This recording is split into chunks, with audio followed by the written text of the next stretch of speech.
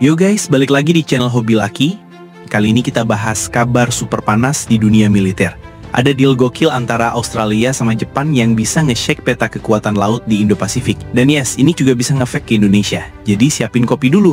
Kita bahas santai tapi tetap deep.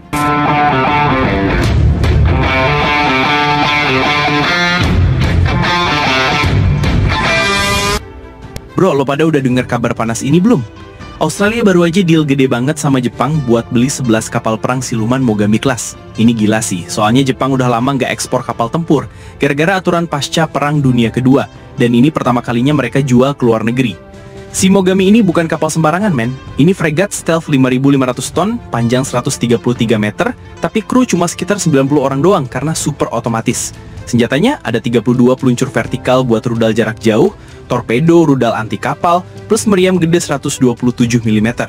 Kapal ini bisa serang jauh, ngedefense udara, bahkan hunting kapal selam. All in one banget.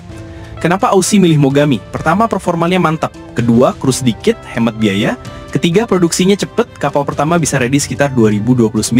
Dan asiknya lagi, 8 kapal bakal dibuat di Australia sendiri, jadi industri lokal mereka ikut naik kelas. Nah, buat Indonesia, kabar ini lumayan bikin mikir. Kapal-kapal baru Australia ini jelas ningkatin kekuatan laut mereka. Otomatis kita juga harus gaspol modernisasi armada biar nggak ketinggalan.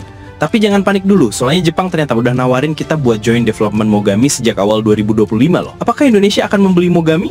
Belum dikonfirmasi, model pembelian penuh belum terjadi. Jepang tidak melakukan ekspor langsung kapal fregat tempur jadi karena kebijakan transfer teknologi terbatas.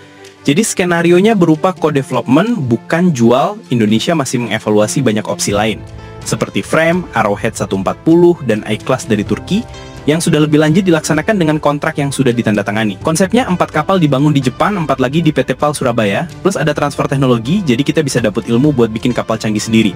Nilai kontraknya sekitar 30 triliun rupiah bro, lumayan banget buat upgrade industri pertahanan lokal kita. Cuma sampai sekarang Indonesia belum resmi beli Mogami karena masih nego. Kita juga lagi punya proyek fregat lain kayak Arrowhead 140 sama frame dan lainnya yang udah jalan duluan. Tapi Mogami tetap opsi keren karena stealth, modern, dan sebagian bisa dibangun di sini.